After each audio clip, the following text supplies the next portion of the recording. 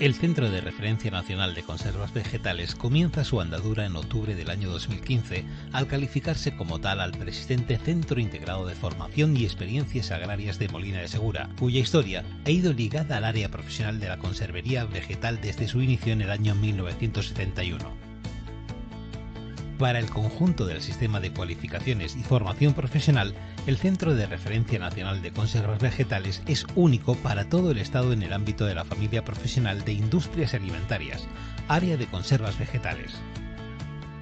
El área de conservas vegetales engloba actividades que van desde las conservas de frutas, hortalizas y otros vegetales hasta elaboración de productos vegetales de cuarta y quinta gama, pasando por actividades como los encurtidos, congelados vegetales y elaboración de zumos, entre otras. Los fines de los centros de referencia nacional son observar la evolución y las necesidades de cualificación del sistema productivo y contribuir a la actualización, aplicar y experimentar proyectos de innovación, servir de enlace entre las instituciones de formación e innovación y los sectores productivos, contribuir a la mejora del Sistema Nacional de Cualificaciones y Formación Profesional. El CRN se estructura en una dirección, una secretaría y 3 departamentos: observación e investigación, desarrollo, innovación, experimentación y formación, acreditación y reconocimiento de cualificaciones profesionales. Además, como órgano de planificación y participación del sector productivo, existe un Consejo Social integrado por representantes de la Administración General del Estado, Comunidad Autónoma de la Región de Murcia y organizaciones empresariales y sindicales representativas del sector a nivel estatal. El centro tiene una superficie de 17.500 metros cuadrados enclavados en el casco urbano del municipio de Molina de Segura, Murcia, y cuenta con las siguientes instalaciones: planta piloto de conservería vegetal,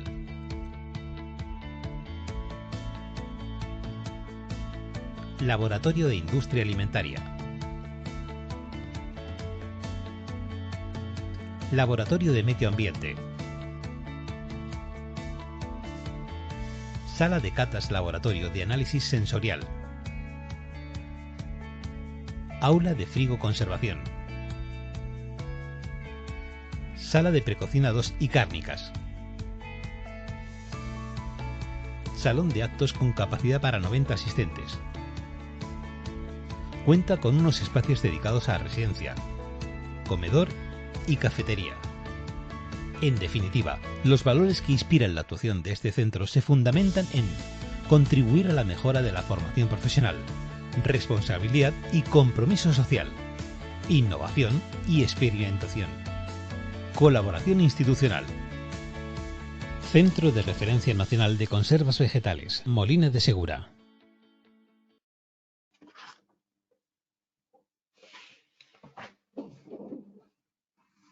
Buenas tardes, bienvenidos a esta jornada. Mi nombre es Ginés Zárate, responsable del Departamento de Desarrollo, Innovación, Experimentación y Formación del Centro de Referencia Nacional de Conservas Vegetales. En primer lugar, o antes que nada, disculpar a Pedro Angosto, que es el director del CRN, que por motivos sobrevenidos pues no puede presentar esta jornada tal y como estaba previsto. Ya se ha indicado en el vídeo precedente el origen de este centro. Se calificó en el año 2015 al preexistente Centro Integrado de Formación y Experiencia Agraria como Centro de Referencia Nacional de Conservas Vegetales. Desde entonces se han completado 2 planes de trabajo y un tercero que estamos ejecutando este año 2021. Esta jornada que nos ocupa esta tarde se encuadra dentro del plan de trabajo del año 2021 y es una jornada que nos sirve para difundir resultados de planes de trabajo que ya hemos acabado, los 2 anteriores. Concretamente, en esta primera jornada se van a exponer 2 de los estudios que hemos realizado. Uno que se realizó en el año 2019 y en el cual pues, se analizó la situación y la prospección de necesidades formativas en el sector industrial de la conserva vegetal en España. Esta ponencia se la correrá a cargo de Juan José García Escribano, que es profesor titular del Departamento de Sociología y Política Social de la Universidad de Murcia y codirector del CEMOC, Centro de Estudios Murcianos de Opinión Pública. Ese será uno de los estudios que abordaremos esta tarde. Y el otro se realizó más reciente, se realizó el año pasado, en el 2020, y lo que se pretendía contrastar con ese estudio es la formación contemplada en los convenios colectivos del sector con la siniestralidad laboral en ese área, en el área de conservas vegetales, a nivel nacional. Se encargará de esta exposición, correrá a cargo de Pilar Ortiz García, que es profesora titular del Departamento de Sociología de la Universidad de Murcia y que fue la directora de este estudio. Y también va a compartir con María Elisa Cuadro Garrido, que es doctora del Departamento de Derecho del Trabajo de la Universidad de Murcia. Indicaros que al final de cada una de las ponencias, tenemos 2 ponencias, al final de cada una de ellas tendremos un tiempo, dedicaremos un tiempo a responder por las posibles preguntas o cuestiones que puedan surgir. Se ha puesto, creo que también en el vídeo inicial, que esta webinar va a ser grabada y se colgará en el canal de YouTube que tiene el Servicio de Formación y Transferencia Tecnológica de la Consejería de Agua, Agricultura, Ganadería, Pesca y Medio Ambiente de la región de Murcia. Y sin más, pues yo creo que lo procedente es comenzar con las exposiciones y doy paso a Pilar Ortiz.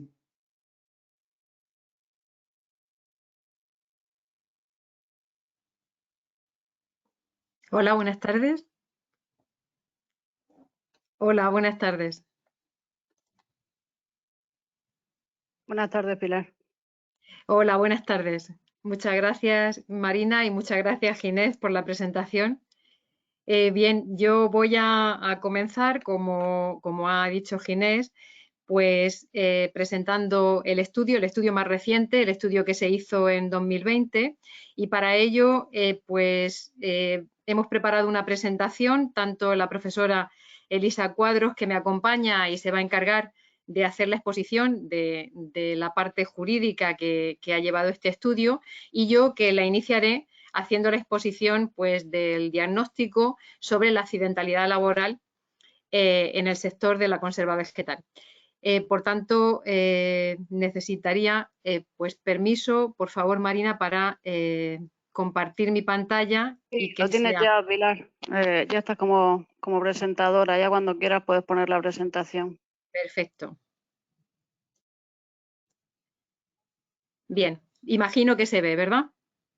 Sí, sin problema. Estupendo. Bueno, pues el estudio, como ha dicho Ginés, lleva por título, es un título más amplio, Estudios de la formación contemplada por los convenios colectivos del área de las conservas vegetales y su relación con la incidencia de los accidentes laborales más frecuentes. Ha sido llevado a cabo por un equipo de trabajo en el que participamos profesores tanto del Departamento de Derecho del Trabajo de la Universidad de Murcia, Elisa, que me acompaña hoy, Fermín Gallego y Carmen Sánchez Trigueros, como profesores del Departamento de Sociología, como Juan José García Escribano, que presentará el segundo estudio, Ángel Olaz Capitán y yo misma. La idea de formar un equipo de trabajo interdisciplinar venía del propio estudio, ya que se trataba de hacer un diagnóstico, y con eso voy a enlazar un poco con la estructura. Se trataba de hacer un diagnóstico de la accidentalidad laboral en el sector de la conserva vegetal en España, por una parte, y por otra hacer un análisis de los convenios y ver cómo se refleja la formación en esos convenios, para de esa manera pues aproximarnos al objetivo fundamental, que es analizar pues la causalidad de la accidentalidad laboral, que tiene como base la, diríamos que, carencia de formación en el sector de la conserva vegetal. La estructura del estudio, y es la pantalla que vemos ahora mismo, pues es, además de una introducción donde se hace una puesta inicial de la problemática, pues a continuación definíamos unos objetivos y una metodología. Una primera parte del estudio donde realizábamos el diagnóstico de la accidentalidad laboral. La segunda parte del estudio, en la que analizamos cómo se reflejan la formación en los convenios del sector. Unas entrevistas en profundidad, el análisis de las entrevistas en profundidad. Ahora comentaré a partir de qué perfiles y de qué expertos participaron. unas conclusiones y, por último, la realización de una serie de propuestas. Vamos a seguir en la exposición pues, un guión similar a la estructura del propio estudio y comenzamos por los objetivos.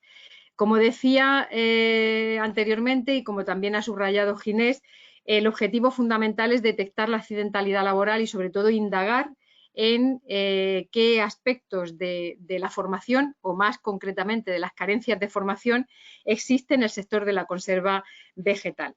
Y para eso, para conseguir ese objetivo general, pues lo dividíamos en varios subobjetivos. En el primero haremos una tipificación, hicimos una tipificación de causas de siniestralidad laboral en el sector y la incidencia por subsectores. En segundo lugar, identificamos las acciones de formación contempladas en los convenios del sector de la conserva vegetal y, por último, nuestro objetivo era elaborar una serie de propuestas de formación a partir de las carencias observadas en uno y otro ámbito.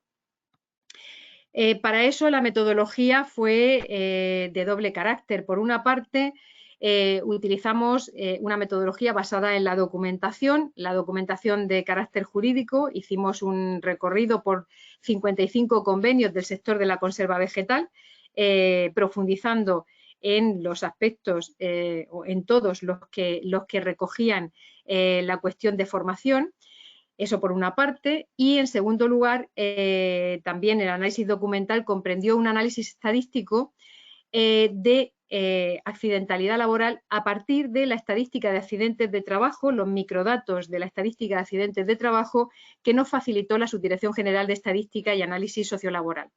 Estos datos se pidieron en 2020, la fecha de realización del estudio, y como vamos a ver, pues los datos más recientes que nos facilitaron están referidos a 2019, aunque en algunas ocasiones, sobre todo cuando hicimos el análisis longitudinal, pues vamos a ver que comprende un periodo algo más amplio, entre 2015 y 2019.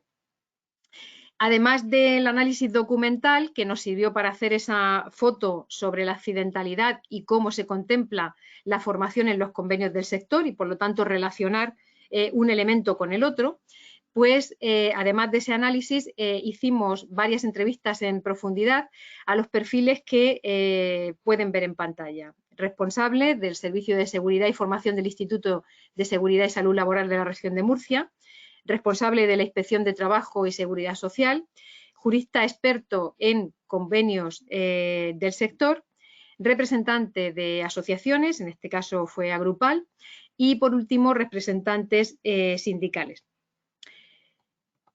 Bien, como digo, en la primera parte, a través de los microdatos de la estadística de accidentes laborales, pues hemos hecho un análisis de la accidentalidad laboral en el sector de la conserva vegetal porque partíamos de una base para indagar en las necesidades de formación y en cómo los convenios del sector deben recoger esas necesidades de formación o no, es lo que comentará Elisa. Para hacer eso, lo primero que tenemos que tener en cuenta y que saber pues es dónde se produce esa accidentalidad, cuáles son los perfiles más proclives a la siniestralidad laboral y las tareas más directamente relacionadas con esa accidentalidad. Es decir, en definitiva, tener una fotografía de dónde, cómo y cuándo y a quién le afecta más la siniestralidad laboral en el sector de la conserva vegetal. Bien, como ven, lo vamos a ir viendo a través de los gráficos y en la medida de lo posible pues intentaré dar una breve explicación sobre cada uno de ellos. En cuanto al perfil de persona más afectada por la siniestralidad laboral, ya veíamos a través de esos datos que son fundamentalmente varones. El 60% de siniestralidad afecta a los varones frente al 39,9% de las mujeres y se produce generalmente en varones adultos a partir de 30 años. Varones, por lo tanto, adultos a partir de 30 años ya vemos el 76,6% es el perfil tipo de personas que acusan más o que se ven más afectados por siniestralidad laboral. En cuanto a la antigüedad en el puesto de trabajo, pues nos sorprendió bastante averiguar y detectar a través de los datos que la accidentalidad laboral sigue una progresión ascendente conforme aumenta la antigüedad del trabajador o la trabajadora en el puesto de trabajo. Como ven, es el 47,9% de accidentes se producen entre trabajadores que llevan más de 12 meses. Los datos nos lo facilitaban por días y meses.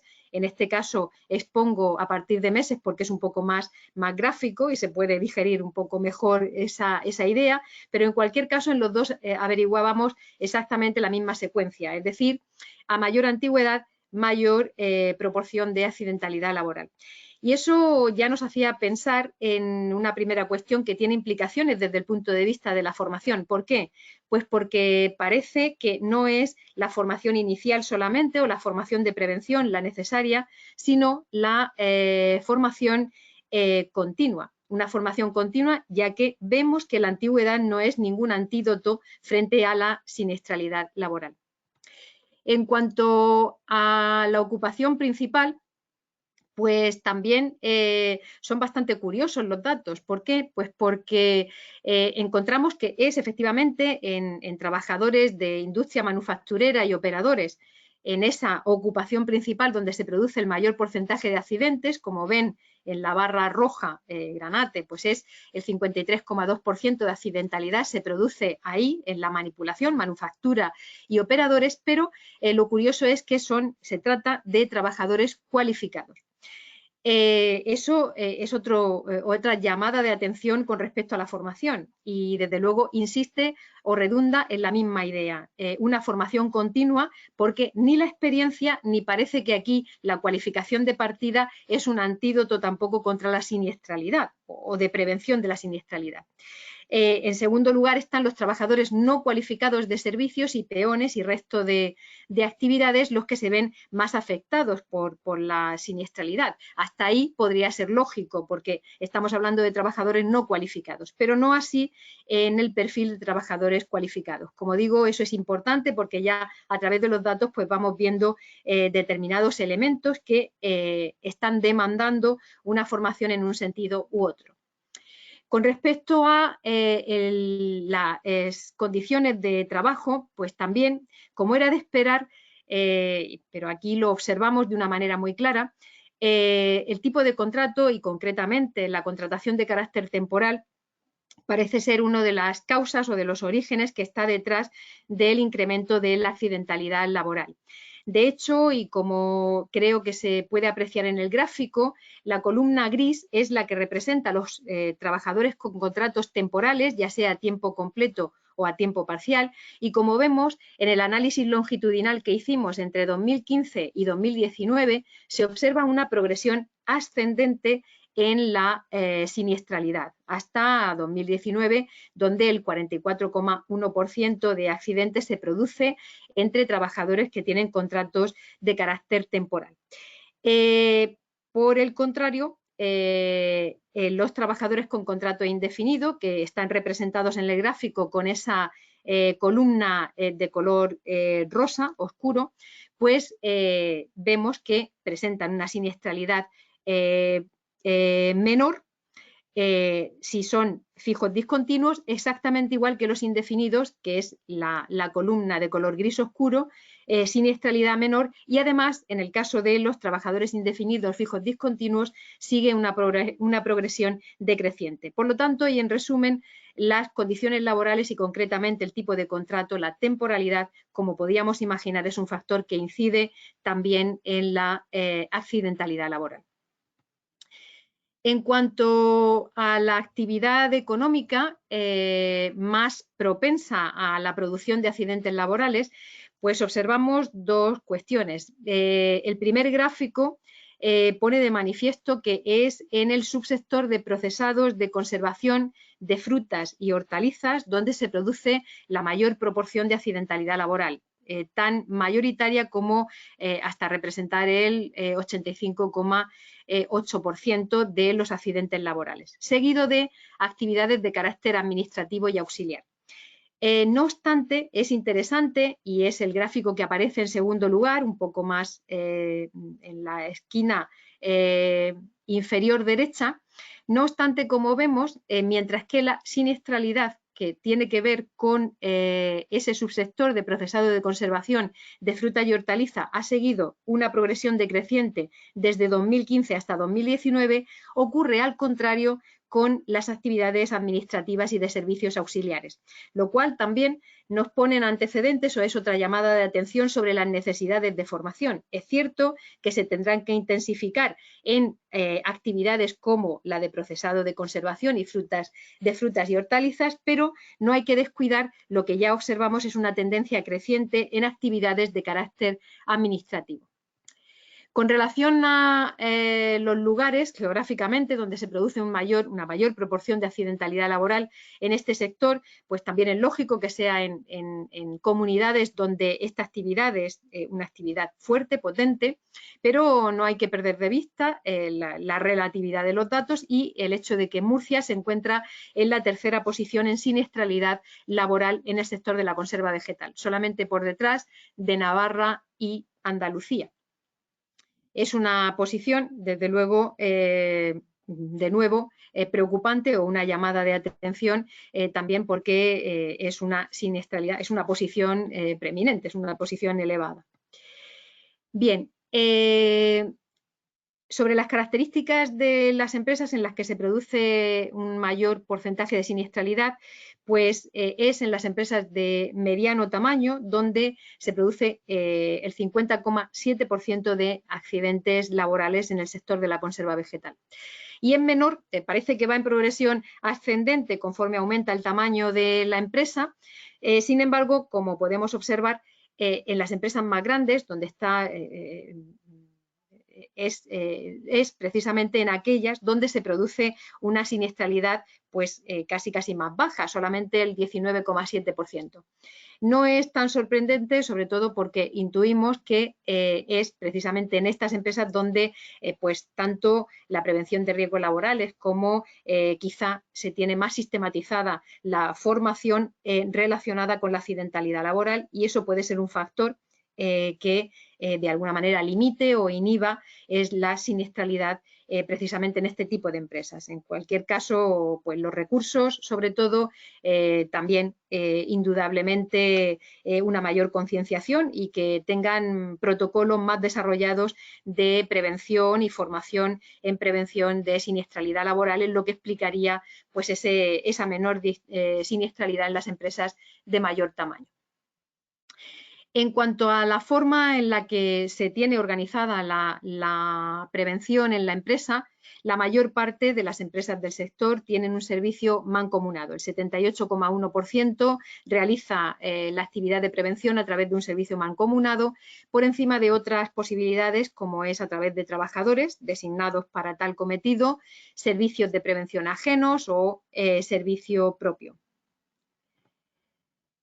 Respecto a la evaluación de riesgos de la empresa, pues bien, hemos visto con bastante satisfacción que es algo generalizado, es decir, la mayor parte de las empresas, concretamente el 74,2%, cuenta con un sistema de evaluación de riesgos laborales, aunque no hay que despreciar, no es desdeñable el que casi el 26% indican no disponer de dicho sistema. No disponer de un sistema de evaluación de riesgos que lógicamente pues es un factor que en un momento determinado puede hacer a la empresa y al sector mucho más vulnerable a la siniestralidad laboral.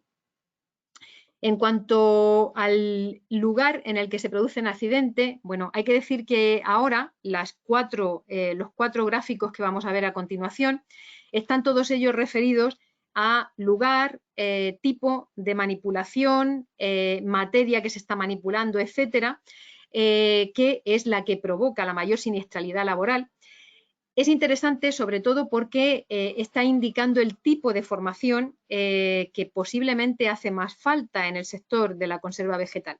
Y como vamos a ver, en todos ellos, ya sea el tipo de lugar en el que se produce el accidente o la materia que se manipula, etcétera, etcétera, lo que vamos a ver en los 4 gráficos que vienen a continuación, pues inciden en una cuestión y es que existe un alto porcentaje de siniestralidad laboral relacionado con la actividad de almacenamiento, carga y descarga. Como vemos en este gráfico, en cuanto al lugar, Pues es el lugar de producción, almacenamiento, carga y descarga donde se producen el 88,6% de los accidentes. Muy por encima, casi es insignificante, pues otra accidentalidad en lugares públicos o medios de transporte, en itinere, es decir, en el traslado al lugar de trabajo, lugares agrícolas, ganaderos, forestales, etcétera, etcétera. Es decir, todo lo relacionado con el lugar de almacenamiento, carga y descarga. Eso mismo vemos cuando observamos la siniestralidad según el tipo de trabajo que realiza él o la trabajadora accidentado. De nuevo, volvemos a ver que el 70,4% de accidentalidad laboral se produce en tareas de producción, transformación y almacenamiento. De nuevo aparece esa cuestión, la cuestión de almacenamiento, carga y descarga, en este caso unido a la tarea de producción y transformación, la que convoca la mayor parte de la siniestralidad laboral. Como apreciamos de nuevo en el siguiente gráfico, donde lo que se trata de representar es la accidentalidad laboral según el agente material asociado a la actividad física que se esté haciendo, pues de nuevo encontramos que por actividad física es como agente material, el detonante son los dispositivos de traslado, transporte y almacenamiento. De nuevo, esa idea junto con materiales, objetos, sustancias y equipos, los que acaparan la mayor parte de la siniestralidad laboral. Y por último, de esta serie de elementos que están identificando dónde se sitúa fundamentalmente la siniestralidad, pues vuelve a aparecer en los dos lugares preferentes en cuanto a agentes materiales asociados a la forma o contacto que ha producido el accidente, materiales, objetos, sustancias y equipos, y en segundo lugar, con el 24%, dispositivos de traslado, transporte y almacenamiento. Insisto, por tanto, en que, y eso es ya un indicador importante, la detección de necesidades de formación, tanto por lugar, agente de manipulación, tipo de ocupación que realiza el trabajador que tiene la siniestralidad laboral más elevada, están relacionadas, muy directamente relacionadas con transporte, almacenamiento y traslado de mercancías. Por lo tanto, la formación deberá incidir en un aspecto que se detecta, es una de las primeras causas de accidentalidad. En cuanto al tipo de contacto o forma que produjo la lesión, pues es mayoritariamente las que están relacionadas con el sobreesfuerzo. Como vemos, el 32% de las lesiones tienen que ver con sobreesfuerzo, trauma psíquico, radiaciones, ruido o similar. Es una categorización que ya proporcionan los datos de accidentes de trabajo, es decir, no hemos hecho una reelaboración, sino que aparecen unidos todos, sobreesfuerzo, trauma psíquico, radiaciones, ruido o similar.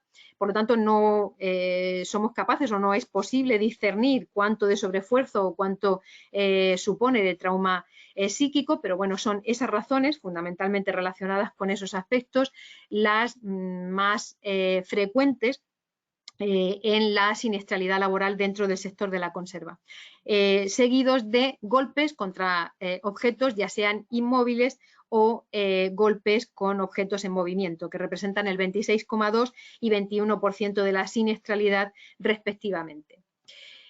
Según el tipo de lesión, es decir, qué tipo de lesiones son las más frecuentes, pues como vemos, el 43% se deben a dislocaciones y esguinces, seguido de lesiones o heridas de carácter superficial. Lo que sí hemos comprobado es que, como vemos en los gráficos siguientes, ni por la gravedad del propio tipo de lesión, ni como vemos, pues las partes que se ven afectadas a veces resulta, como vamos a indicar, excesivamente grave o que requiera un largo periodo de baja.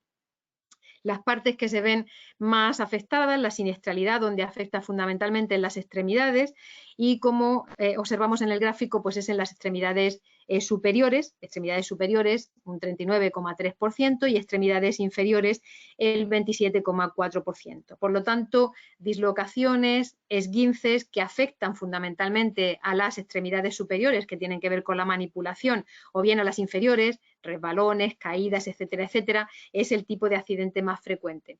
Un tipo de accidente que, como decía anteriormente, pues no reviste una gravedad elevada si nos atenemos a la duración de las bajas. Es una duración corta, generalmente en el sector se producen bajas, un 37,5% de las bajas son de corta duración, menores en cualquier caso de los 15 días.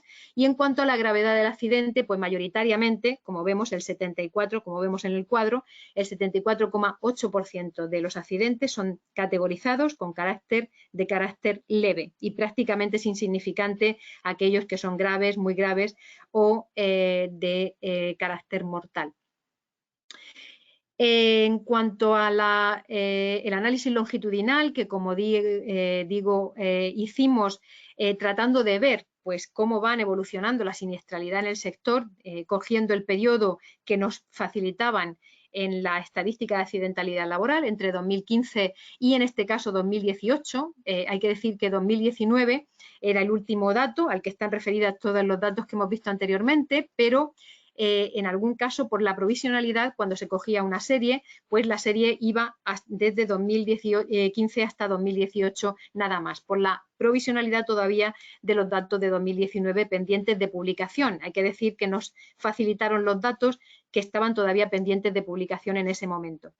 Bien, pues lo que observamos es un dato muy positivo, como es el descenso en la siniestralidad laboral, con baja, una siniestralidad laboral que en estos años, en estos 4 años, desciende un 3,7%.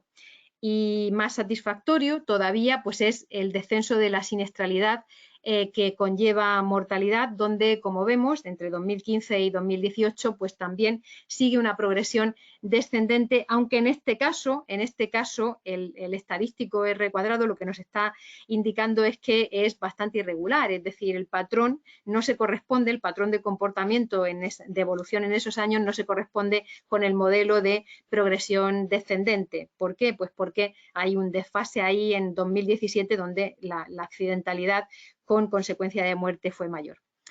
Y hasta aquí lo que tiene que ver con el análisis de carácter estadístico. No obstante, hay que añadir pues algunas conclusiones muy interesantes, no tanto conclusiones, sino algunos elementos que introducían los entrevistados, los expertos entrevistados, que como dije anteriormente, fueron de perfiles muy diversos, desde el perfil de prevención de riesgos laborales, responsables del máximo nivel, hasta juristas expertos en convenios en el sector o representantes de asociaciones, y muy brevemente repasar algunas de las cuestiones relativas, porque ya son un adelanto de las conclusiones, algunas cuestiones relativas a cómo observaban ellos la siniestralidad en el sector, la relación que tenía esa siniestralidad con la formación y la relación también con la precisión o no, Elisa insistirá en ese tema, la precisión o no de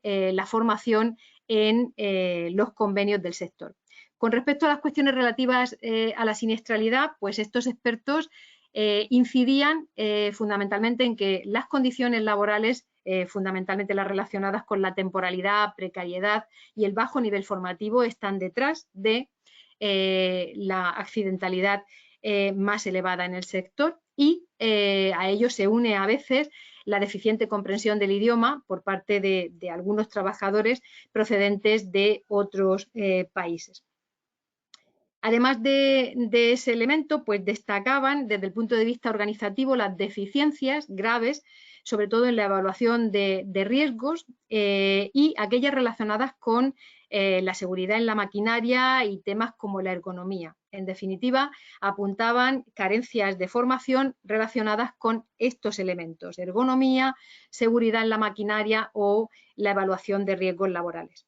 Incidían también en la necesidad de una formación que fuese como una especie de correa de transmisión de la cultura preventiva en el sector, es decir, la sensibilización con respecto a la importancia de la formación para prevenir la accidentalidad laboral en el sector.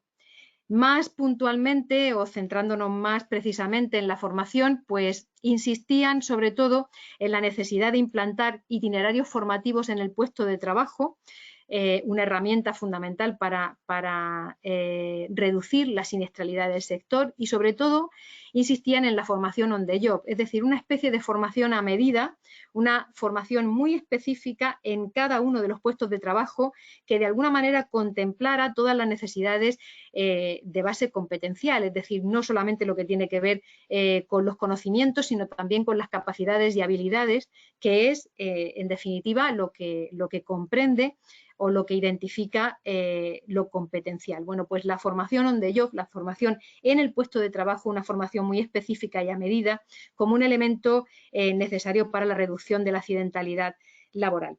Y por último, pues hacían esa llamada de atención a la insuficiente formación de los trabajadores, pero sin olvidar tampoco la de directivos, gestores e incluso las tareas de carácter administrativo que, como hemos visto en los datos anteriores, pues es o siguen una progresión de accidentalidad laboral cada vez más creciente. Muy brevemente, y sirva solamente como preámbulo para darle la palabra a mi compañera Elisa Cuadros, que se va a centrar precisamente en este tema. Desde luego insistían e incidían en el análisis de discurso de los entrevistados en la necesidad de convenios adaptados a la realidad del sector, convenios que contemplaran el desarrollo y uso de las nuevas tecnologías y convenios, desde luego, que incidieran en los aspectos formativos relacionados con las necesidades y, por lo tanto, el freno a la siniestralidad laboral en el sector de la conserva vegetal. Aquí, y antes de pasar a las conclusiones, pues me gustaría que Elisa comentase esa segunda parte del estudio que tuvo que ver con el análisis de la formación en los 55 convenios analizados en el sector de la conserva vegetal.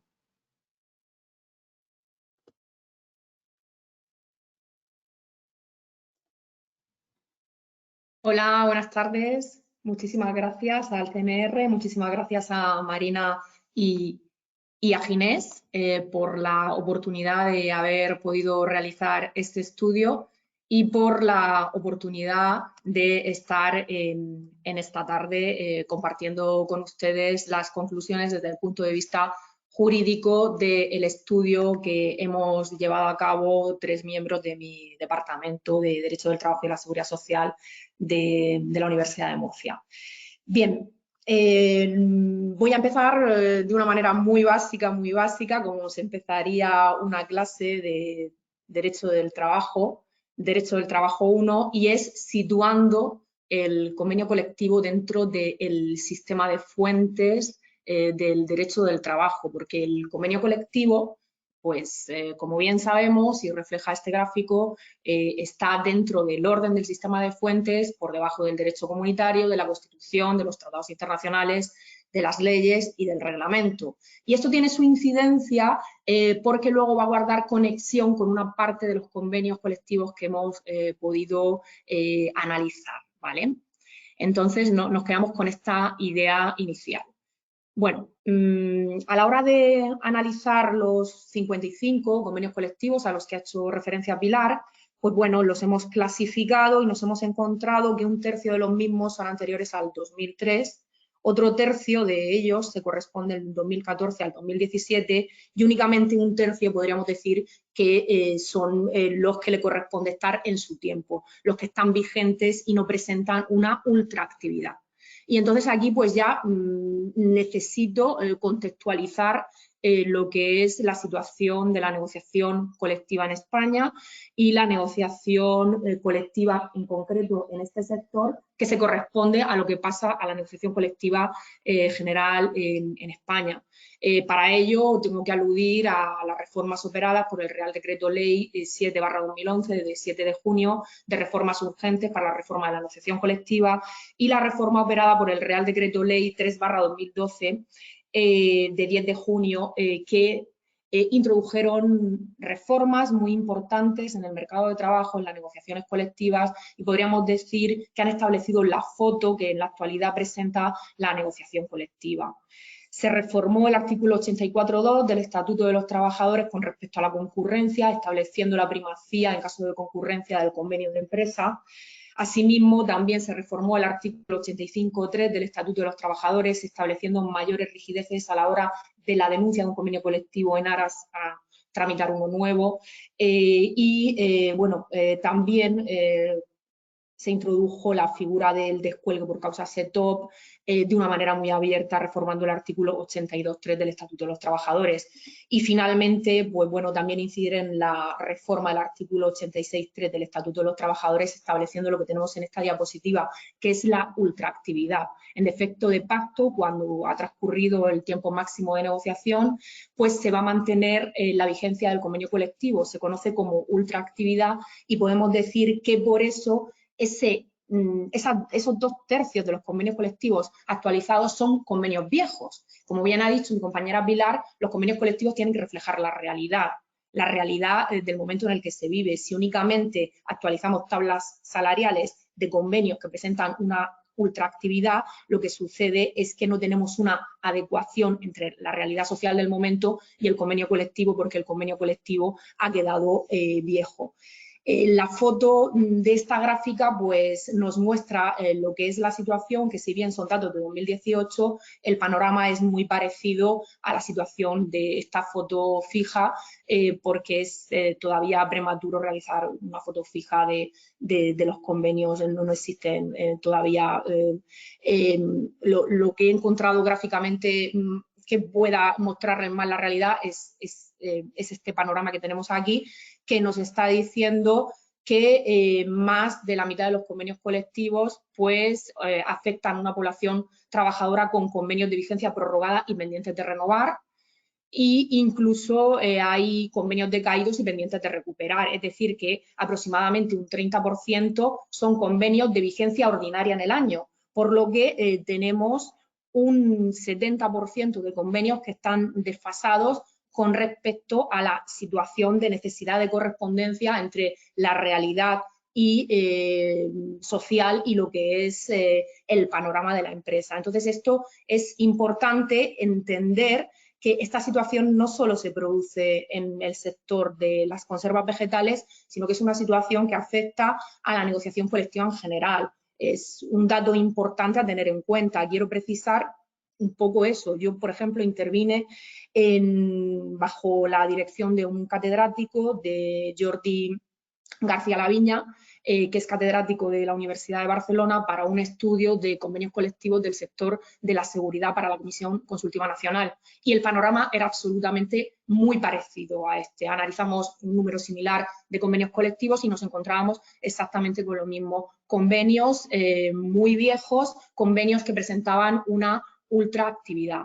Por lo que, bueno, me atrevo incluso a adelantar parte de las conclusiones del estudio, que bueno, lo que nos están diciendo es que únicamente un 10% de los convenios examinados son convenios que realmente cumplan los estándares que podríamos decir que se tienen que pedir a un convenio colectivo para que haya una correcta regulación del panorama de la formación preventiva en los convenios colectivos. Entonces, nosotros hemos realizado una clasificación de los 55 convenios colectivos que hemos analizado y hemos estudiado y hemos dividido en 5 grupos. Un primer grupo directamente es que ni tan siquiera dedica una palabra a lo que es la formación. Un segundo grupo únicamente lo que hacen es replicar y remitir a la norma y ahora en otras diapositivas voy a explicar un poco lo que es esto. Un tercer grupo únicamente hace referencias colaterales al panorama de prevención relacionado con la formación. Hay un cuarto grupo de convenios que avanza un poquito más, profundiza un poquito más, pero únicamente lo hace con referencias generales. Ese 10% que sí que supera los estándares, pues bueno, regula de una manera exhaustiva a través de cláusulas específicas sobre materia preventiva ligados a lo que es el tema de la prevención y la prevención de los accidentes. Comenzando por las omisiones formativas, pues tenemos 16 convenios que prácticamente pues aportan poco, únicamente 5 hay alusiones muy ligeras en la materia, corte totalmente general, y 11 de estos convenios colectivos no regulan absolutamente nada respecto a la cuestión objeto de estudio, a la cuestión que nos ocupa en la tarde de hoy. Otro grupo de convenios, lo que hemos realizado la síntesis de ellos y el análisis de los mismos, únicamente se dedica a replicar, ¿vale? ¿Replicar qué es? Pues replicar es exactamente hacer un corta y pega de lo que establece el Estatuto de los Trabajadores en materia de permisos y en materia de formación, ¿vale? Y bueno, con esto un poco enlazo con lo que hemos dicho al principio, que he comentado que era muy básico. O sea, en el orden del sistema de fuentes de derecho del trabajo, el convenio colectivo se sitúa por debajo del reglamento y de la ley. Obviamente yo no necesito un convenio colectivo que me diga lo que dice la ley, porque la ley prima sobre el convenio colectivo, y únicamente si estamos reproduciendo artículos de la ley, lo que estamos haciendo es meramente una labor de rellenar totalmente superflua, porque en el orden de las fuentes del derecho del trabajo no tenemos por qué decir qué es lo que dice la ley en un convenio colectivo, porque obviamente el convenio colectivo prima. Bien, aparte de esta réplica, pues también tenemos remisiones. 10 convenios colectivos que hacen esto. Pues en la materia de prevención de riesgos laborales nos remitimos al texto normativo de la Ley de Prevención de Riesgos Laborales. Es una de las redacciones que hemos encontrado, podríamos decir, estándar. Otra redacción similar, en materia de seguridad, la empresa y sus miembros se obligan o se comprometen al cumplimiento de las leyes. Prima la legislación común de seguridad y salud de obligado cumplimiento. Obviamente, en un convenio colectivo no hay que decir que la ley es de obligado cumplimiento, porque es totalmente superfluo.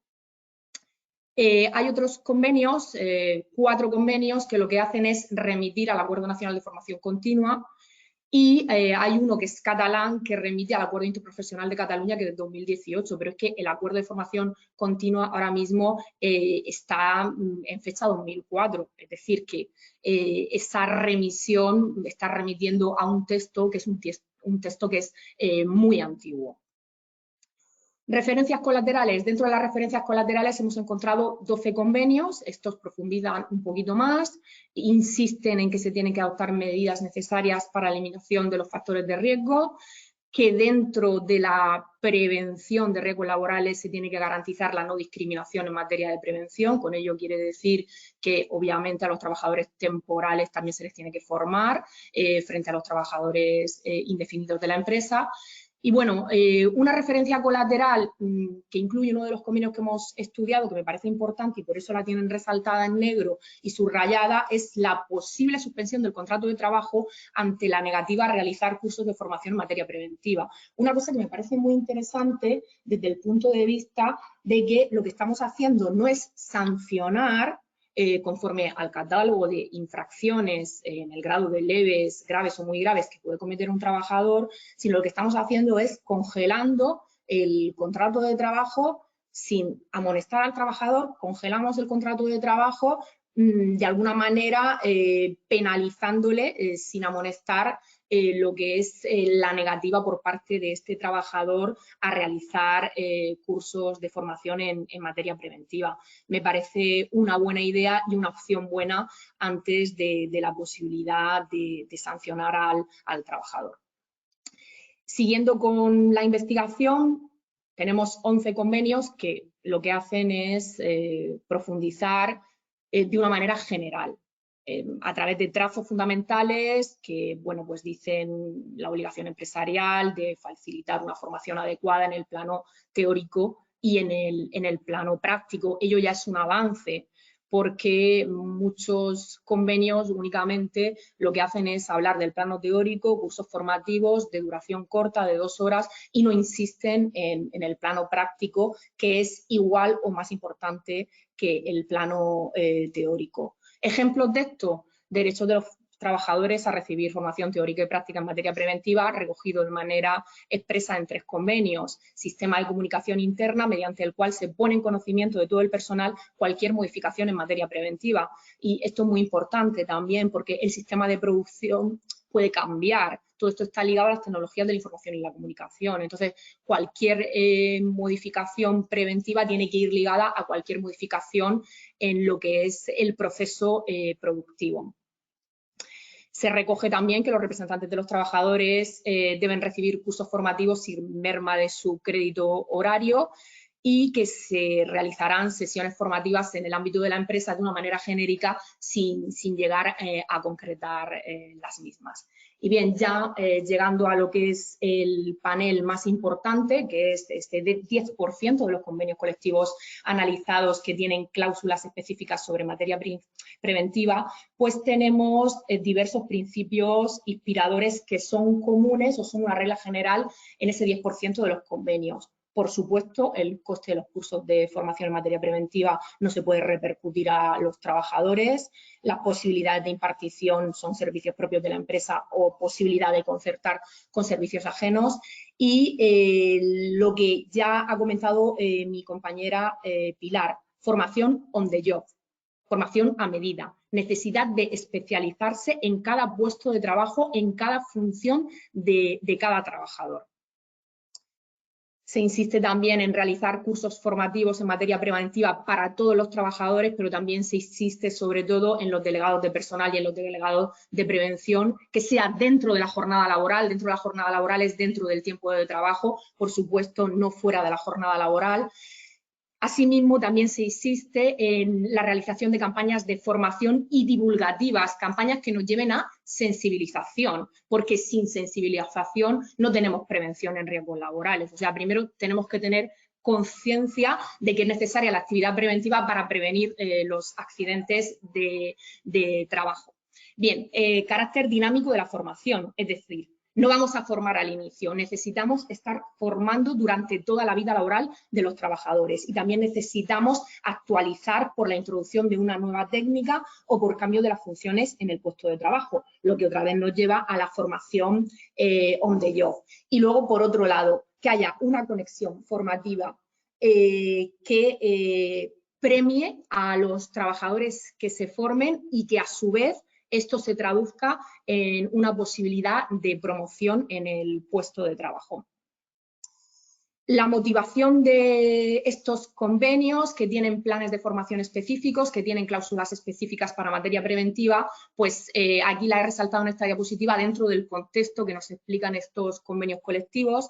Nos están diciendo que hay nuevas formas, la introducción de las tecnologías de la información y la comunicación que ha revolucionado el panorama de la producción, hace que cambie la producción en el puesto de trabajo, por lo que al cambiar la producción por introducir nuevas tecnologías de la información y la comunicación, tenemos nuevos riesgos y ante ellos necesidades preventivas nuevas. Luego, por otro lado, también se hace referencia a los flujos migratorios, a los trabajadores inmigrantes que son contratados de manera temporal y de manera puntual en estas empresas que tienen un escaso conocimiento de la cultura empresarial y un escaso conocimiento en materia preventiva, por lo que también las necesidades formativas se tienen que proyectar con ellos, lo que enlaza también con el principio de no discriminación.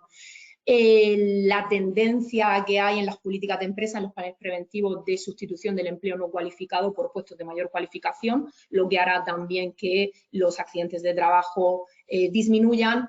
La necesidad que ya he dicho de asimilar los procesos de producción con tecnologías de información y la comunicación y la necesidad también de adaptar ese proceso productivo a la Agenda 2030, es decir, vamos a producir con un menor impacto ambiental, lo que implica también cambiar la forma de producción, prevenir en riesgos laborales ante las necesidades nuevas de formación que implican estos cambios.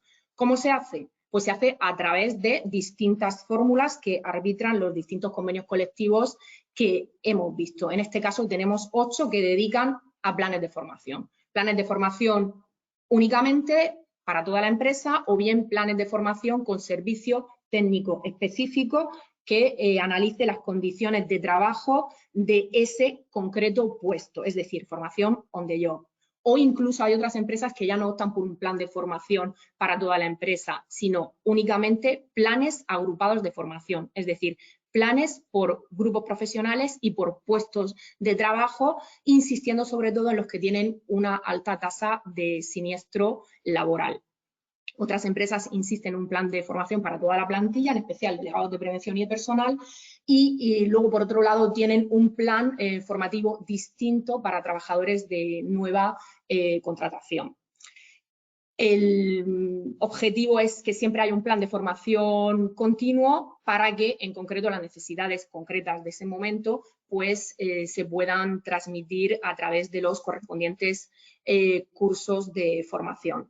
Bien, como ha comentado Pilar, y bueno, esto enlaza ya también un poco con las conclusiones, las empresas que tienen un mayor grado de implantación de los convenios colectivos más desarrollados, pues ella ha dicho que las que tienen menos siniestro son las grandes empresas, ¿vale? Las empresas de mayor tamaño tienen menor grado de siniestro y eso se corresponde también con una mayor profundización a la hora de establecer la prevención y la formación de la prevención en el seno de la empresa.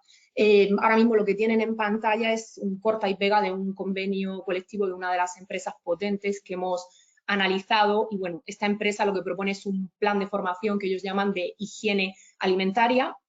Se simultanea lo que es la formación teórica con la formación práctica. La formación teórica es online y atiende también a las peculiaridades del puesto de trabajo. Y como un dato curioso y un dato también a tener en cuenta, emplean una herramienta a través de las tecnologías de la información y la comunicación, una herramienta informática que se pueda acceder a través de ella cualquier trabajador de la empresa. Va a esa aplicación con sus datos personales y encuentra permisos para la formación, cursos pendientes de hacer, vacaciones pendientes de disfrutar, campañas de prevención. Es decir, que a través de la aplicación tiene una completa gestión de todas las necesidades que tenga su puesto de trabajo, no solo en lo que nos ocupa, que es materia preventiva, sino en otros aspectos de interés para el trabajador. La mayor parte de los convenios que tienen el plan propio establecen una obligatoriedad en la formación, hemos dicho ya también impartición del horario, pero únicamente muy pocos de ellos optan por la creación de una comisión paritaria que tiene funciones diversas, funciones como intervenir en planes de igualdad, intervenir en planes antiacoso, es decir, competencias horizontales y, bueno, también aborda la materia preventiva y también aborda, obviamente, la conexa, que es la formación, ¿vale? Existe un único convenio que nos ha parecido muy pionero, que crea un órgano ad hoc para gestionar la formación en materia de prevención de riesgos laborales y unirla a los cursos de formación. Y bien, este es el panorama de los 55 convenios colectivos que hemos analizado. Podría decir como conclusiones, como ya he apuntado, que las empresas grandes pues tienen menos siniestros y ello probablemente esté motivado porque sus convenios están más elaborados, tienen planes de formación más desarrollados y puede ser la clave fundamental de esto. Y luego otra cosa que ha comentado mi compañera Pilar en el análisis estadístico de los accidentes de trabajo y los siniestros. Los accidentes tienen una progresión ascendente conforme al grado de experiencia en la empresa, es decir, que los trabajadores más veteranos son los que más se accidentan. Eso está ligado probablemente, y a nuestro juicio, con el concepto de imprudencia profesional. Nosotros estamos manejando datos estadísticos, no tenemos las circunstancias en concreto de cada uno de los accidentes, pero cabe aventurar sin lugar a dudas que esa causa puede ser la imprudencia profesional. ¿Qué es la imprudencia profesional? Es la negligencia o el descuido del trabajador que está inspirado, esa negligencia o ese descuido, en la confianza que le inspira su trabajo y también en la rutina que le inspira su trabajo, por lo que habría que insistir en formación con este grupo de trabajadores veteranos en el sector de la conserva vegetal. Con respecto a los convenios colectivos analizados, desde luego hay una generalidad, una superficialidad en el tratamiento de la prevención, faltan previsiones más específicas y solo un porcentaje minoritario cumple los estándares de calidad esperados. Bien, estas son las conclusiones hasta ahora. Para el mañana, pues lo fundamental desde nuestro punto de vista es la sensibilización, es decir, la formación no tiene que ser algo residual en el seno de las empresas, sino que la formación tiene que formar parte de la dirección estratégica de las empresas y tiene que ser un objetivo primordial, como así lo han reflejado algunos convenios de empresa que hemos analizado. La formación preventiva tiene múltiples beneficios para la empresa porque lo que va a hacer es reducir la siniestralidad. Reducir la siniestralidad significa que haya menos procesos de incapacidad temporal. Los trabajadores van a saber cómo ejecutar bien su trabajo de una manera segura y correcta. Y por otro lado, también se van a detectar tareas obsoletas o maneras de ejecutar el trabajo de una forma incorrecta al incorporar nuevos métodos que sean sobre todo a través de la formación. Se pueden suprimir tareas manuales que restan dinamismo o rapidez al trabajador empleado. Luego, por otro lado, y por último, es que incluso los planes de formación preventiva en el seno de las empresas mejoran la imagen corporativa y la marca de la empleadora. Podríamos decir que es la última ratio. La primera ratio, obviamente, es la disminución de los siniestros laborales. Y nada, sin más, pues ya concluyo. Muchísimas gracias por la atención. Dejo mi correo electrónico aquí por si quisieran transmitir cualquier tipo de duda o inquietud y de todas maneras, pues ahora estoy atenta a las posibles preguntas que haya. Muchas gracias.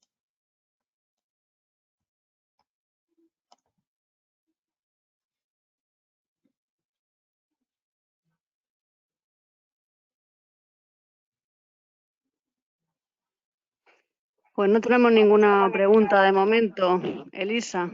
O sea que si queréis continuamos con la presentación de Juan José y si alguna persona quiere preguntar a lo largo de su... Tengo que dar la palabra a Pilar porque Pilar iba ahora a terminar las conclusiones. Ok.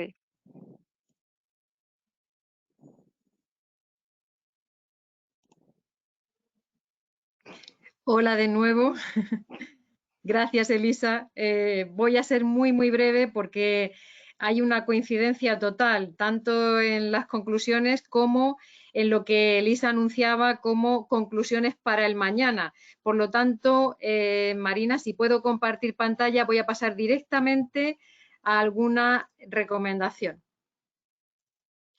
Entre otras cosas, porque también parece que vamos un poco casi fuera de tiempo. Bien, como digo, muy brevemente conclusiones para pasar a recomendaciones.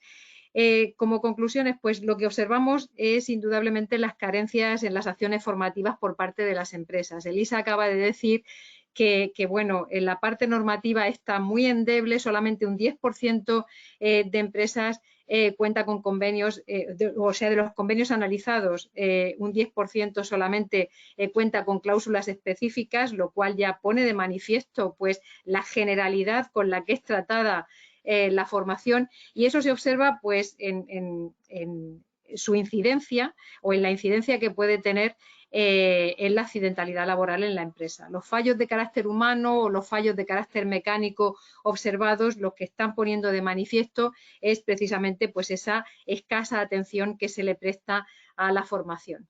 Y en cuanto al tipo de formación, pues tiene mucho que ver, como también estaba comentando Elisa, con las condiciones del sector, un sector que tiene una contratación temporal elevada, lo que pone la atención en la necesidad de incrementar las acciones de formación de carácter preventivo y también, como también ha incidido Elisa, pues la experiencia no parece ser ningún antídoto frente a la siniestralidad laboral por esa mala confianza, una mala práctica de precisamente la actividad laboral que se presume suficientemente conocida y que, sin embargo, pues lleva a una propensión mayor entre los trabajadores con mayor antigüedad y, por lo tanto, experiencia de accidentalidad.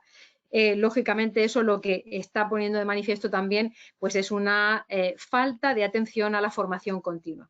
Por supuesto, hemos observado que hay subsectores como el que aquí se subraya, procesado y conservación de frutas y hortalizas, y determinadas actividades en las que incidía anteriormente, como es todo lo que tiene que ver con almacenaje, carga, descarga, etcétera, etcétera, donde hay que incidir especialmente en la formación porque presentan, son trabajadores y trabajadoras que presentan una accidentalidad laboral superior, más elevada.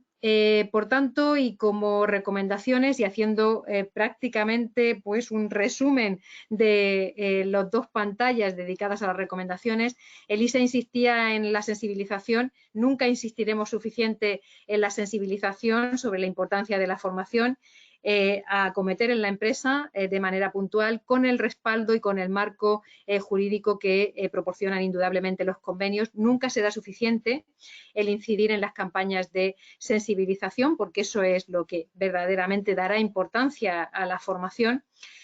Unas acciones formativas que, por supuesto, tienen que centrarse en las actividades donde se observa una siniestralidad laboral mayor, como son las actividades físico-manipulativas, y desde luego con todas las actividades que, como decía anteriormente, traslado, transporte, almacenaje, etcétera, se ha detectado a través de la estadística de accidentes laborales que presentan una mayor propensión a la accidentalidad laboral. Poner el foco de atención en acciones formativas que tienen como objeto esas actividades en el puesto de trabajo. Debido precisamente a que la relación contractual, como hemos dicho, guarda una relación con la accidentalidad laboral, pues es conveniente también esa formación de carácter preventivo. Una formación de carácter preventivo o previa al puesto de trabajo que desde luego no debe olvidar en ningún caso la necesidad de una formación continua y sobre todo, como también subrayaba mi compañera Elisa, pues acciones muy selectivas, esa formación on the job que atienda a las especificidades de la persona y el puesto de trabajo. Y nada más que añadir, como Elisa, como mi compañera Elisa, pues también me pongo a disposición de cualquier duda que pueda haber sobre el tema y nada, y muchísimas gracias por su atención, gracias a los organizadores de las jornadas y gracias también al responsable del Centro de Referencia Nacional, a Pedro, por confiar en nosotros para realizar este estudio. Muchísimas gracias. Muy bien, Pilar, gracias. No tenemos preguntas por el momento. Gracias.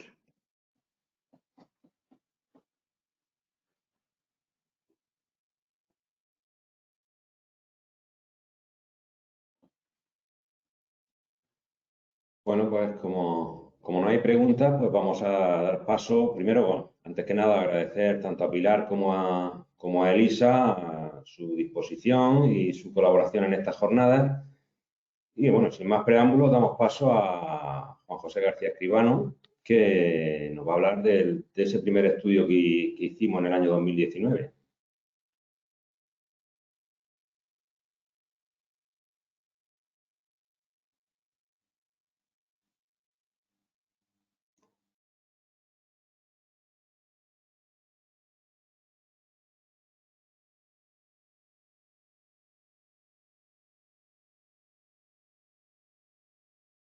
Perdona, Juan José, tendrías que activar el sonido, por favor, el micro. Gracias.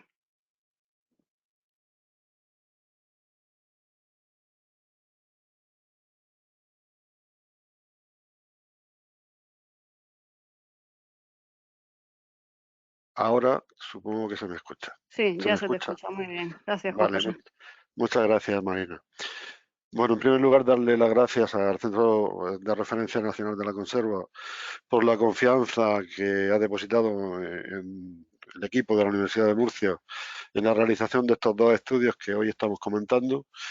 El estudio que yo voy a presentar era un estudio que ya presenté en el año 19, Es un estudio que realizamos en 2019, antes de que se produjera el episodio de la pandemia, que nos ha afectado sustancialmente a todos y que, por tanto, de alguna forma, algunos de los datos que yo pueda manejar hoy, pues tienen que poner un poco en el contexto de datos que probablemente, cuando yo hable de tendencias, pues es probable que la pandemia haya afectado a esas tendencias y que alguna de esas tendencias esté a la baja en vez de al alza como estaba en 2019. En cualquier caso, voy a presentar el estudio que, como digo, se realizó en 2019. Voy a poner también una presentación.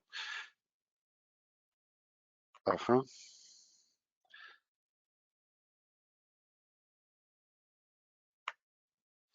Bueno, supongo que se ve bien la presentación.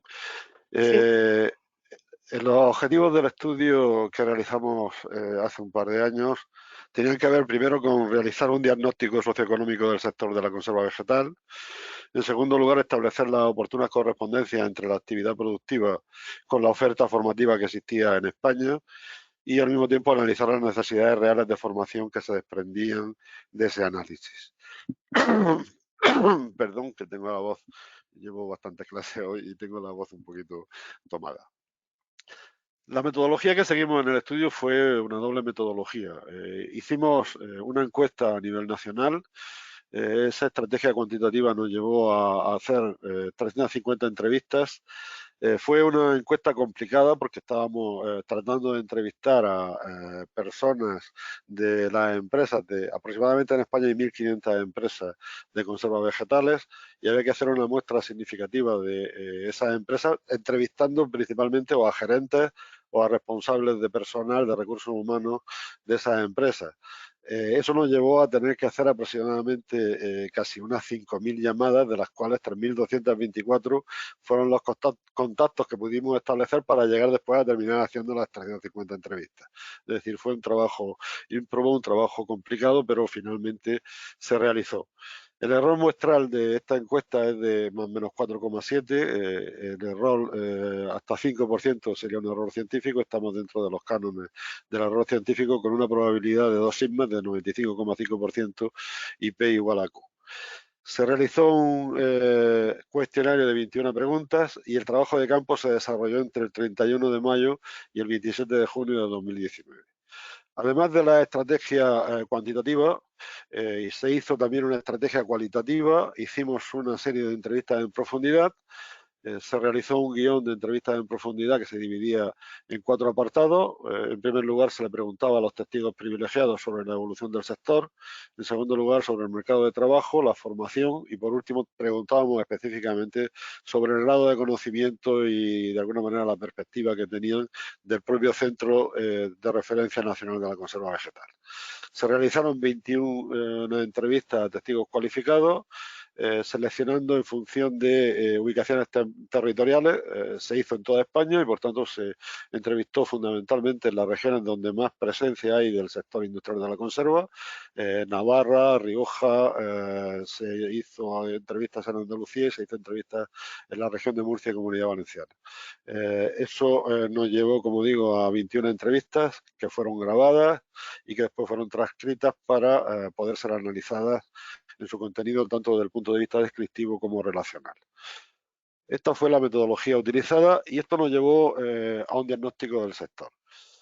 Antes de seguir, algo que tendría que haber dicho al principio, el equipo que realizó esta investigación que yo dirigí es un equipo pluridisciplinar. Estaba compuesto fundamentalmente desde 3 áreas de conocimiento diferentes. Un área de conocimiento que es el área económica. En ese área económica participaban 2 profesores de la Universidad de Murcia, María López Martínez, que es directora del Departamento de Economía Aplicada de la Universidad, y Prudencio José Riquelme Perea, que es decano de la Facultad de Ciencias del Trabajo y también profesor de Economía de ese área de Economía Aplicada. Por otro lado, participaban 2 profesores de Educación, Francisco del Cerro Velázquez y Francisco Javier Ramón Cano. Y, por último, también participábamos profesores del Departamento de Sociología, en concreto Pilar Ortiz, que hoy está con nosotros, y el profesor Ángel Olaz y yo mismo del área de Sociología. Como decía al principio de mi presentación, los efectos de la pandemia evidentemente han tenido que producir cambios en algunas de las tendencias que ahora voy a señalar. Solamente con ver la caída del PIB que se produjo en 2020 en todo el sector industrial español, que aproximadamente ha sido de un 10,8%, pues significa que ha afectado a todos los sectores industriales de este país, además de afectarnos en la vida de casi todos los ciudadanos, pero en los sectores industriales con toda seguridad se han producido caídas que no podemos todavía reflejar porque todavía no tenemos datos para poder reflejarlas. Yo me voy a ceñir a los datos que teníamos en el estudio de 2019 y, por tanto, insisto, los efectos de la pandemia no están reflejados en este estudio y habrá que hacer posteriores estudios donde reflejemos exactamente cuáles han sido los efectos de esa pandemia. Cuando iniciamos el diagnóstico del sector, vimos claramente que el sector de la conserva vegetal estaba creciendo notablemente en la última década y que su crecimiento se producía de una forma superior a la industria de la alimentación en su conjunto y al sector industrial. Esto se ve claramente en este gráfico, donde la línea que está por encima, la azul más oscura, es la que representa la conserva vegetal, y como vemos, el crecimiento del número de empresas que se produjo entre 2008 y 2018 fue muy superior en el caso de la industria de la conserva vegetal que al de la industria de la alimentación en su conjunto o al sector industrial en su conjunto. Por otro lado, la presencia del sector de la conserva vegetal, cuando lo analizábamos en España, pues veíamos que había comunidades autónomas donde se concentraba especialmente la especialización en conserva vegetal. Estas comunidades autónomas eran fundamentalmente La Rioja, Navarra, Extremadura, región de Murcia y Castilla-La Mancha, y había regiones donde el peso de esta actividad era mínima sobre la actividad económica de esa región. Era el caso de Madrid, Baleares, Galicia, Cantabria o Asturias. Por tanto, a la hora de entrevistar, incidimos fundamentalmente en aquellas regiones donde efectivamente había más peso que en las que no lo había. Por otro lado, el grueso del aumento del número de empresas se registró fundamentalmente en las empresas pequeñas. Es decir, el sector está compuesto principalmente por empresas pequeñas de entre 0 y 9 trabajadores. Las empresas de 200 o más trabajadores en el año 2018 suponen el 2,33% de las empresas nada más. Ha caído incluso con respecto a 2008, que suponían el 3,51%. Por tanto, el tamaño de las empresas se sitúa como tamaño medio entre 25 trabajadores, una cifra que es superior a la de la industria de la alimentación, que estaría en un entorno de 15 trabajadores por empresa, y a la totalidad del sector industrial, que estaría en un entorno de 11 trabajadores aproximadamente como tamaño medio de empresa. Pero claro, como siempre decimos desde el punto de vista estadístico, las medias a veces engañan. Lo que nos interesa fundamentalmente es ver el conjunto de las empresas, y ahí sí que vemos que el 65,20% de las empresas tiene entre 0 y 9 trabajadores. Por tanto, la mayoría de las empresas de la conserva vegetal en nuestro país está compuesta por empresas pequeñas. Si vemos los territorios donde aparecen los tamaños empresariales medios más grandes, vemos que de nuevo se concentran determinadas regiones. Las empresas más grandes están en la Comunidad Foral de Navarra, están en la región de Murcia, están en la Comunidad Valenciana, es decir, donde en principio hay más empresas de la conserva vegetal, es donde aparecerían los tamaños empresariales medios más grandes de este sector. El volumen total de negocios también tiene una tendencia claramente hacia ir incrementándose, una tendencia ascendente. Esta tendencia, como digo, probablemente aquí tenemos datos, teníamos datos en 2019 hasta 2017, eran los datos oficiales, pero probablemente 2018 y 2019 seguirán creciendo, y 2020 casi con toda seguridad habrá bajado y habrá quebrado esta tendencia. En principio, la cifra de negocios total del sector de la conserva vegetal estaría muy por encima de la cifra del sector de negocios del sector industrial y de la industria de la alimentación. Por tanto, vemos que dentro de lo que es la industria de este país, el sector de la conserva vegetal en principio genera más negocio que los otros sectores. El sector de la conserva vegetal también, en lo que se refiere a trabajadores, a número de trabajadores, pues tiene aproximadamente un 10,30% del conjunto de la industria de la alimentación, como trabajadores empleados en el sector, y un 1,69% del total de los sectores industriales del país.